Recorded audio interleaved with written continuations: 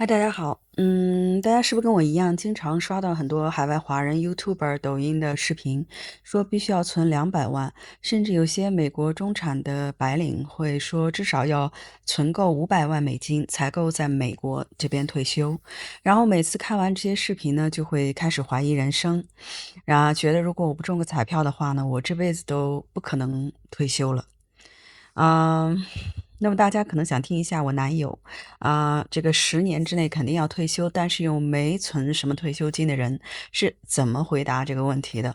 也许听完呢，可以帮你缓解一下跟我一样的焦虑，但也许会让你更加的焦虑。那我现在也不知道。在上一期的视频里呢，我详细说了我男友的收入和存款的金额，所以今天我就不再重复他的经济情况了。我把上一期视频链接挂在这个视频的右上角，您看完今天的视频呢，有兴趣可以回去看一下。首先这十几年相处下来呢，我男友一直在回避我问他，你不存钱也没啥退休金的话呢，打算如何退休这个问题？直到我们现在要结婚登记了嘛，他才被我追问的不得不回答我。那我以后就是你的妻子了，你现在应该可以考虑一下这个问题的答案了，是不是？就在纽约曼哈顿和新泽西的朋友，应该没有人不知道 Hoboken 这个城市的租金价格有多贵，是不是？那您知道的话呢，也可以在下面留言告诉我。一个卧室的公寓租金没有3000刀，也有2500刀吧？那个时候呢，我男友就$2500一个月。那个时候我男友过去差不多15年吧，将近20年都是住在这个 Hoboken 旁边的姐妹城市叫Weehawken，也是一样的贵。那他租的是一个半卧室的公寓，在一个 house 里，租金才$1100，还包含了2个免费停车位。他房东呢，在过去15年里，那个地方停车位是非常紧张，跟纽约曼哈顿一样。他房东在过去15年里呢，只给他涨过一次租金，就涨$100而已，从1000涨到$1100一个月。那这个也是我觉得非常不可思议的。他房东呢，肯定是不需要支付任何房贷，才会对他那么大方。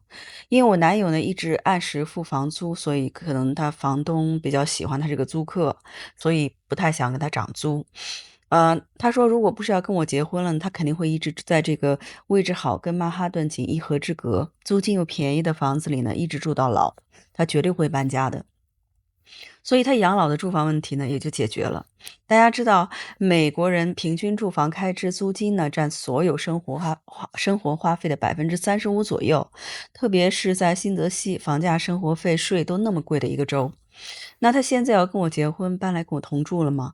那他连这1100多块钱的租金也都省下了。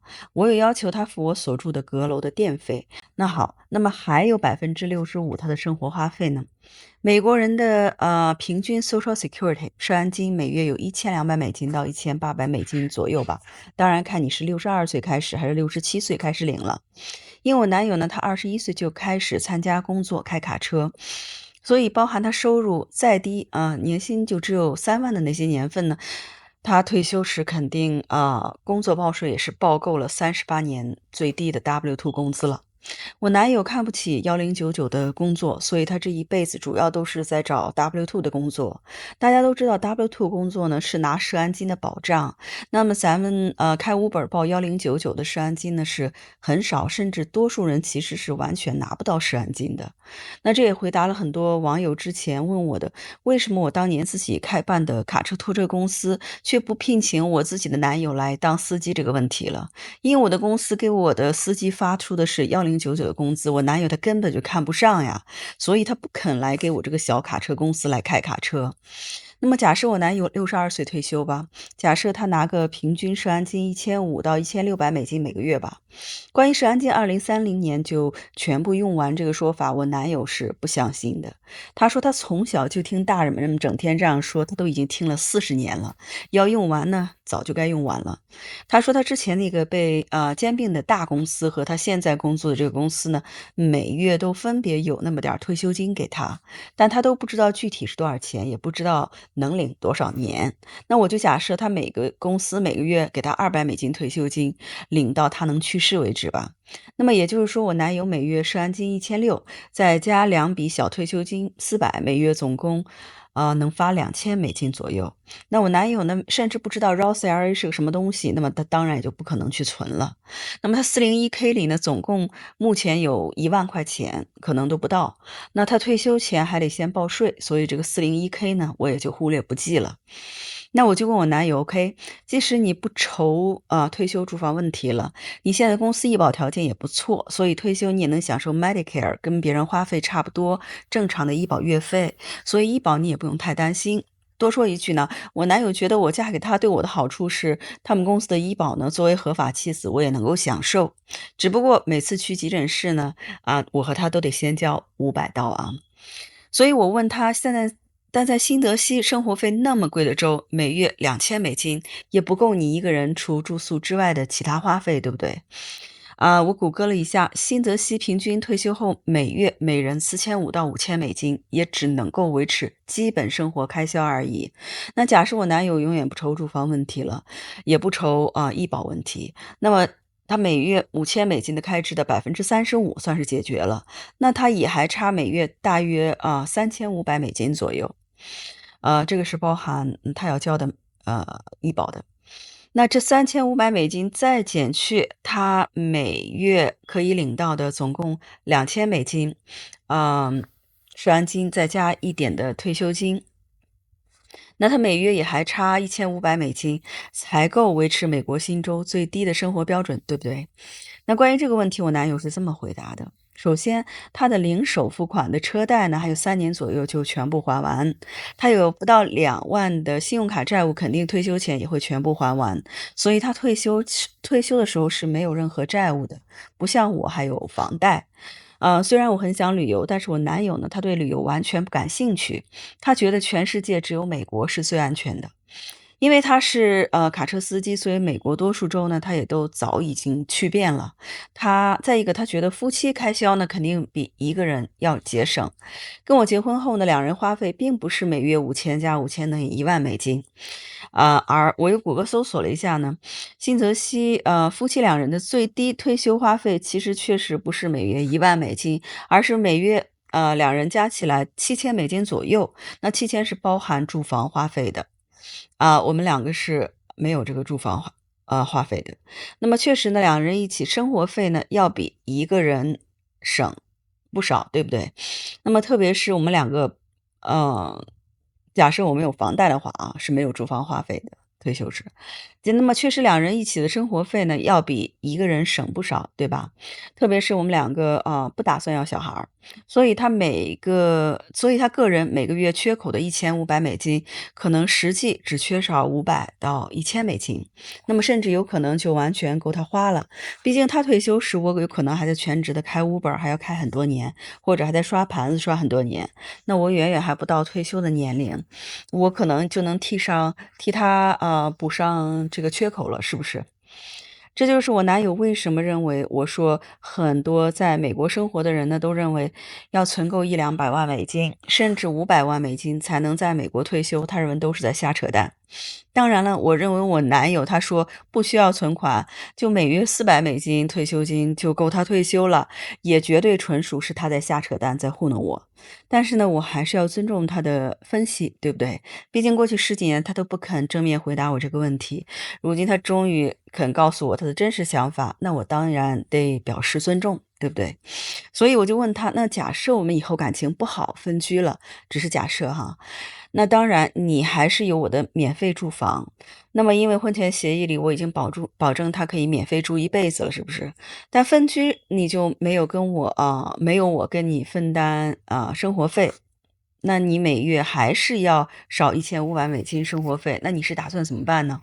那他是这么说的，他说他可以找一些业余兴趣爱好兼职工作，虽然他觉得退休就是退休了，就不该再做任何兼职了。